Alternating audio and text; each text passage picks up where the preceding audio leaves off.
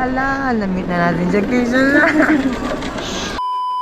So what's up guys, ayun, na check in na natin yung bag ni Ira, baggage na lang yung dala natin. Maliit na lang yung dala natin at yun na. So papunta na tayo sa second floor para mag check in na rin tayo. Si flight natin guys around 1 pa man, matagal pa.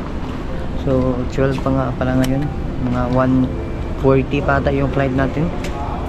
So maghihintay pa tayo ng mga 2 oras. Ito elevator. So tara. So ari na kita sa loob guys. So nakapagpasok na tayo. Maya pa naman yung flight natin, kaya upuan muna tayo dito.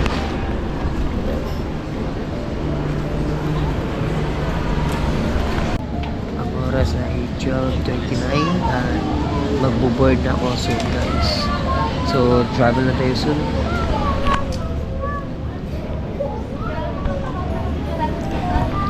Alis na tayo soon, kaya wait muna tayo guys. Bali late pala yung flight natin guys, kasi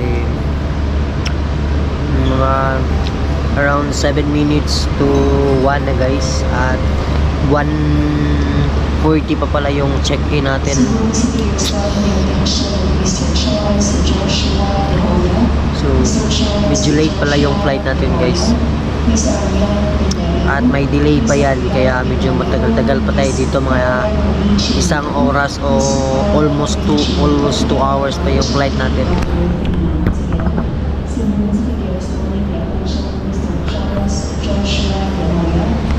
So yun, naboboard na pala kami guys. Line na yan guys, kasi mapapasok na kami sa airplane, sa airlines. At ayun, maaga din kami nagpapasok guys. So bali 1:05 pa lang, pero check-in na kami at papasok na kami sa van. Parang wala atang delay kami ngayon. Hindi siguro delay yung flight natin ngayon going to Manila. Kaya tara, magla-line na rin tayo guys. Let's go. So let's go guys, pasok na tayo. Pinakamasikip na travel. Ito talaga yung pinakamasakit na travel guys. Every minuto ay going ng paalis na talaga siya. So every minuto ay ang sakit. Kaya let's go.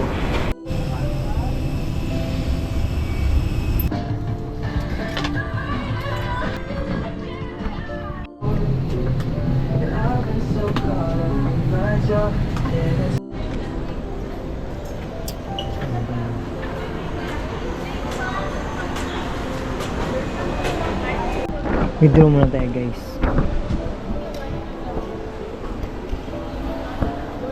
Dito na muna tayo maghihintay habang maaga pa, kasi around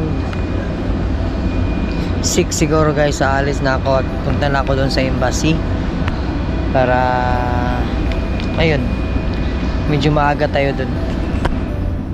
Kaya tara, kain muna tayo hotdog.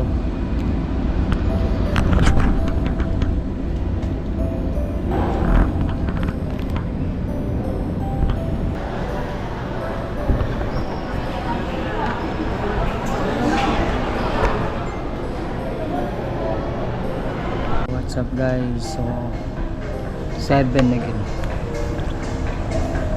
So 7 PM na guys, at lalabas ako dito sa runway dito sa airport. Dala ko na pa rin yung baggage ko guys, kasi wala tayong magawa, wala tayong maiwan. So what's up guys, dito na tayo sa labas at nag-book na tayo ng Grab. Papunta na yung Grab dito guys, yung gamit natin. Dito pala tayo ngayon sa Mario. Tapos na pala akong kumuha guys. Ito na yun, Norwegian passport. So let's go, update ko kayo. So yun, nakabook na tayo ng bagong Grab, at dito pa tayo sa Cannes, so sa embassy ng Norway. At thankfully naman guys ay tapos na at nakuha na rin natin yung passport ni Ulia. Pakita ko sa inyo. Ito na yung Norwegian passport ni Ulia. So dual citizenship na gid si Ulia guys. At holder na talaga siya. Kaya ngayon imi-meet ko si Ira dun sa flight dito dun sa airport. Nakabook na ako, balik na ako ng airport at darating siya ng mga 1 at 9:35 pa guys AM. So bali hintayin ko lang siya at wala naman siya ibang karga, si Ulia lang guys at ako na kasi yung may karga nitong mga baggage niya. So bali ito yung ginawa namin ni Ira kasi para ako na yung pupunta dito sa Manila ng maaga at ako na yung kukuha ng passport niya para si Ira hindi na may stress. Kaya ayun, si Ira ay hindi na may stress kasi malayo yung flight niya. So magmi-meet na lang kami dito sa airport. Kaya let's go. Abangan-abangan nyo guys na darating na si Ira. So let's go.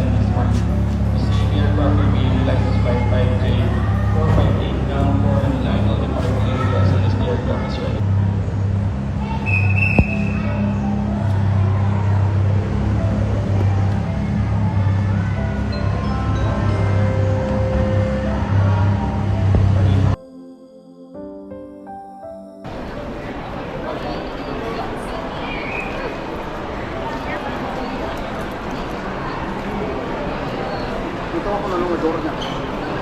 Anong nga door sa baba?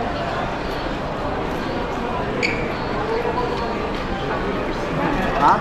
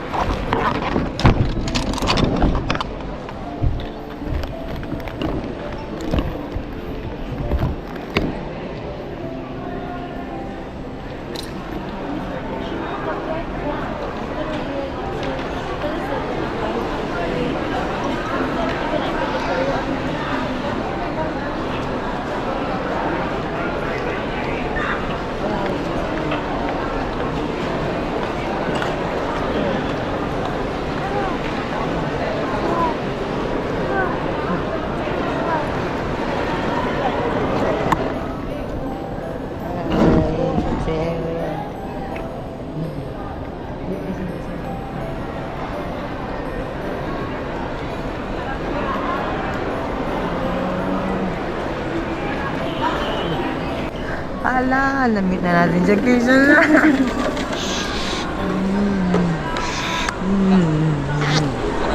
Papa. Hi to the vlog. I promise it's so hard. How was it? Ow. How? It's really hard. You need to like that, huh? Left it. Hi, hi.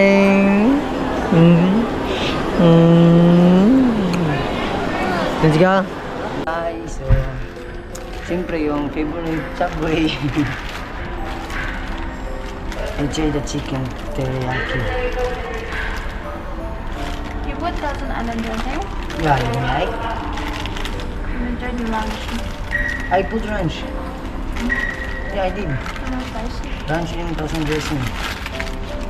Spicy the thousand dressing. You see?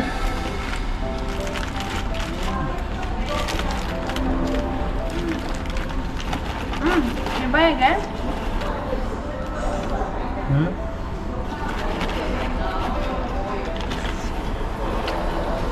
I just asked him to slice it half.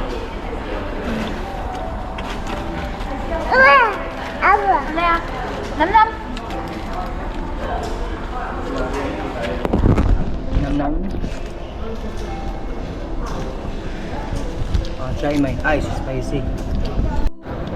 So ayun guys, bye-bye na. Bye-bye again. Just don't think. Don't make it so harsh. This is